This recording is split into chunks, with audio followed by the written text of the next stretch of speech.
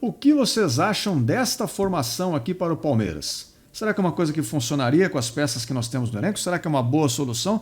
E mais, será que tem alguma chance do Abel Ferreira colocar isso em prática em algum momento? Pois é sobre isso que nós vamos falar no vídeo de hoje. Este é um vídeo resposta ao canal NIOQD, o canal Não Importa o que Digam, que também fala de Palmeiras e tem um grande alcance, se comunica com uma boa base de palmeirenses, e eles trouxeram uma discussão interessante aqui e eu quis me intrometer para poder colocar também o meu ponto de vista sobre esse assunto. Antes de mais nada, aquele breve recado que eu sempre deixo para vocês que querem receber mais vídeos, é só se inscrever aqui no canal.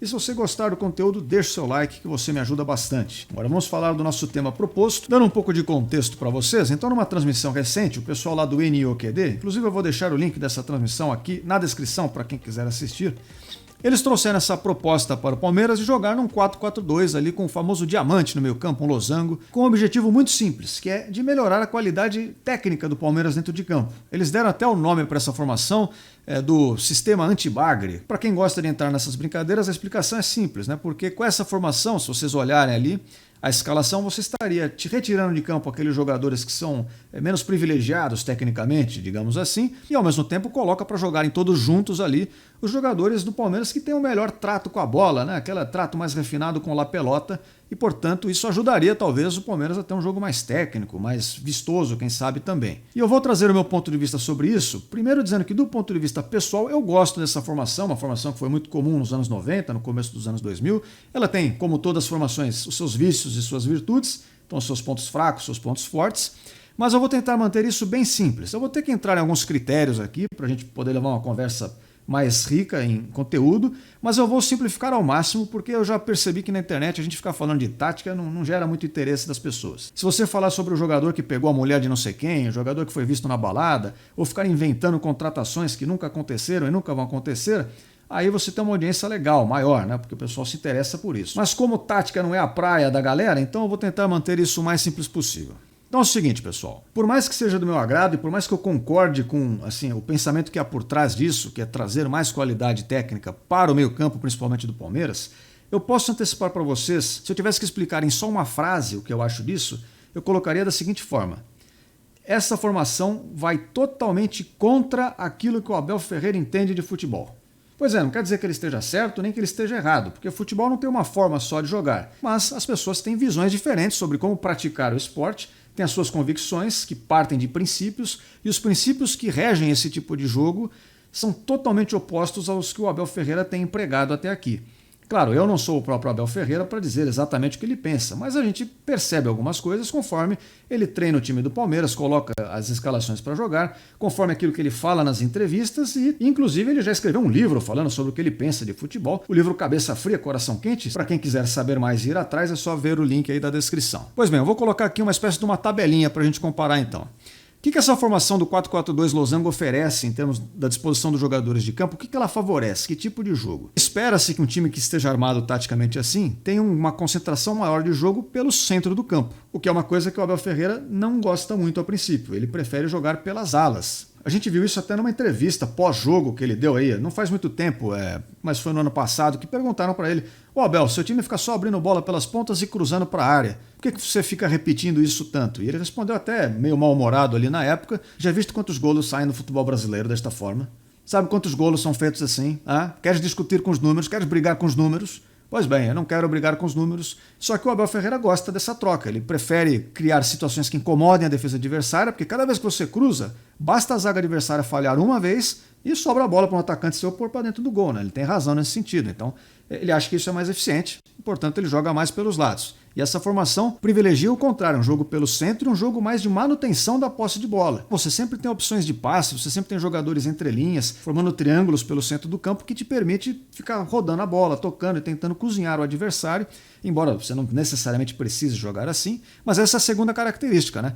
Este jogo, se você tiver bons jogadores técnicos, eles vão se aproximar, eles vão ter boas condições de passar a bola e manter a posse de bola, o que vai também de frente com essa característica que eu falei do Abel, de querer um jogo mais direto, um jogo que rapidamente você resolve a situação. Então, trazendo como exemplo para vocês uma ilustração aqui, de uma escalação de um 4-2-3-1, com a qual o Palmeiras já jogou algumas vezes, né? Para você jogar pelo lado do campo, formar a superioridade numérica ali como o Abel gosta, é muito mais simples, porque você sempre tem esses triângulos formados, né? Entre um lateral, um ponta e um meia, e pode ainda se aproximar aqui mais um meia para ter opções e o jogo necessário para chegar à linha de fundo e fazer o cruzamento ou fazer qualquer outro tipo de jogada. Já num 4-4-2 com o losango formado no meio campo, esse triângulo ele pode até existir, mas ele inverte de lado, né? Agora não são dois jogadores na linha e um no centro, agora é o contrário, é um jogador na linha e dois pelo centro. Então quando o jogador de ponta recebe a bola, o jogador mais aberto recebe a bola, ou ele resolve tudo sozinho e vai para a linha de fundo, o que é muito difícil de fazer, ou ele vai buscar uma linha de passe. O apoio dele vai estar sempre pelo centro. Então, sempre que a bola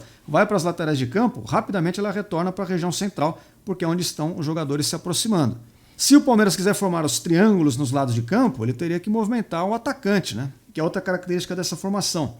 Geralmente você vai ter um atacante mais goleador, ali, um atacante mais combativo com os zagueiros adversários, e um atacante mais móvel, que vai fazer essa movimentação exatamente para dar opção pelos lados, né? Então aqui, por exemplo, se o Mike subir para fazer o apoio, se o Palmeiras quiser dobrar o lado direito, o Hendrick aqui que a gente escolheu para essa formação teria que vir a jogar com ele, para a gente aí sim ter um triângulo do lado de campo. Mas ao mesmo tempo, ó, compara aqui, nessa outra formação o triângulo está sempre formado dos dois lados, né? Seja atacando pela esquerda, seja atacando pela direita, você sempre vai ter alternativas de expandir o jogo, dar amplitude e jogar pelas laterais, como o Abel Ferreira gosta. E no 4-4-2, com o losango no meio campo é mais difícil. Demanda essa movimentação do atacante, que é o outro ponto de destaque, né? Essa ideia do segundo atacante eu gosto também, acho interessante, mas comparada a essa ideia dos pontas que a gente tem na outra formação, aí a conta não fecha mais uma vez, né? Porque os pontas ajudam na marcação e na neutralização das alas do adversário.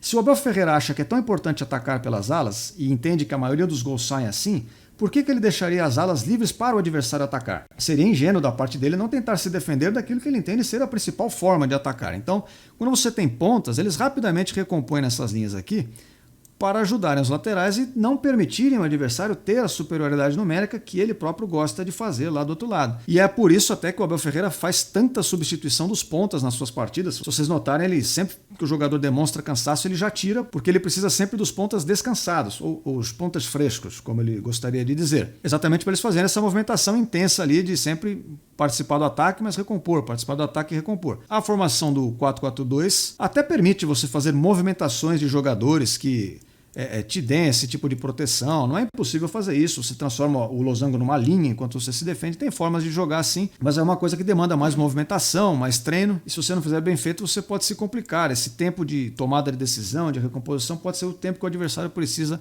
para te atacar. E por fim, uma outra característica interessante desse 4-4-2 é a posição aqui que seria do Rafael Veiga, o número 10. Essa formação ela praticamente foi feita para esse cara jogar. Ela gira em torno do camisa 10, que trabalha como um ponta de lança. Ele é praticamente um terceiro atacante, né? Se você abrisse isso aqui, ó, qual a diferença de jogar num 4-3-3 assim por um 4-4-2 losango? É que esse cara sai de ser a última linha ofensiva para ser um jogador que trabalha atrás da linha de atacantes, mas que chega e se aproxima na área, pisa na área. Geralmente esse cara vai ser um grande construtor de jogo, um cara que faz muitos gols, finaliza. Então o jogo gira muito em torno dele. Isso é interessante? Bom, se você tiver um craque nessa posição, é sim interessante, pode render bastante, porque esse cara ele incomoda muito a defesa adversária. Ele joga entre linhas aqui, ele fica entre os volantes e a linha de zaga, ele se movimenta bastante, pode cair pelos lados. Então, sendo um cara habilidoso e com visão de jogo, ele causa estrago, é verdade. E, como você joga com 4 no meio de campo, e geralmente seu adversário joga com 3, às vezes até 2, você vai sobrar, esse cara vai ficar livre em algum momento. Então, cara, é legal, mas você potencializa muito um jogador de um cara só, e o Abel Ferreira tem uma filosofia que parece também que vai no sentido contrário, né? Ele gosta de potencializar o coletivo e não as individualidades. Então, por mais que isso aqui possa também ser eficiente, não é o tipo de característica com a qual o nosso treinador parece se agradar mais. Então, resumindo, o Palmeiras para jogar dessa forma precisaria mudar muita coisa em relação ao modo como ele joga atualmente. E por isso eu acho que é muito improvável do Abel conseguir explorar o time dessa forma, colocando os melhores meias que ele tem em campo para jogarem mais pelo centro e darem essa dinâmica totalmente diferente, de mais controle de jogo, posse de bola para o Palmeiras, para mudar a forma do time jogar. Se esse 4-4-2 favorece um jogo mais técnico, as formações que o Abel Ferreira demonstra preferir, seja aquele 4-2-3-1, seja agora como ele joga 3-5-2, parecem ter uma outra prioridade que é a intensidade. Ele gosta de um jogo intenso, direto e pelas alas. Por isso eu tenho que dizer, se os torcedores estão esperançosos de que o Palmeiras vai jogar assim, eu acho pouco provável. Claro que não é impossível, porque essas convicções todas podem mudar com o tempo. Se o Abel Ferreira algum dia tiver essa mesma curiosidade que nós temos, quem sabe um dia ele teste para a gente ver como é que fica na prática. Mas no primeiro momento, se ele jogar assim de alguma forma algum dia, acredito que seja muito a contragosto e seja muito assim, talvez por uma necessidade, alguma coisa que praticamente o obrigue a jogar dessa forma, porque isso realmente não bate com os conceitos do Abel Ferreira sobre futebol. E como um bônus, antes da gente fechar, eu fiquei de responder a uma pergunta. Mas será que o Palmeiras teria peças suficientes para jogar dessa forma? E eu acho até que sim, pessoal. O Mike saberia fazer o corredor pela direita, o Piquerez acredito que também saiba fazer pela esquerda, o Aníbal Moreno seria uma boa proteção aqui da zaga, formada por Gustavo Gomes e Murilo, que formam uma boa dupla, pode ser Gustavo Gomes e Luan também, não tem problema. Zé Rafael e Richard Rios têm as características adequadas para jogarem aqui nessa posição, fazendo uma espécie ali de um... Você pode chamar de segundo volante aqui no Brasil, na Europa o pessoal chama de área a área, forma um bloco que se movimenta ao ataque preenchendo aqui o meio campo. Eles têm essa característica, eles têm bom passe de bola.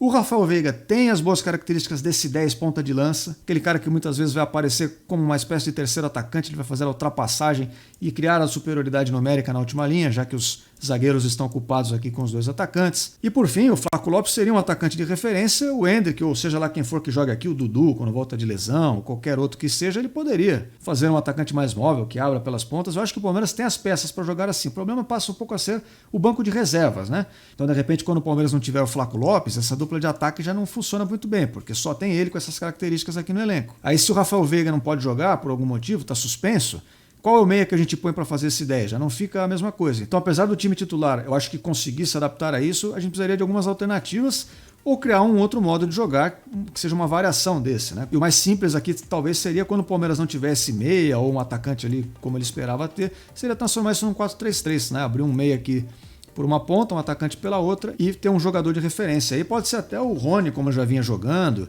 Aqui pela direita você voltaria a usar os pontas, né? Pode ser o Dudu, o Bruno Rodrigues, que chegou ao time, o Lázaro, que está chegando também.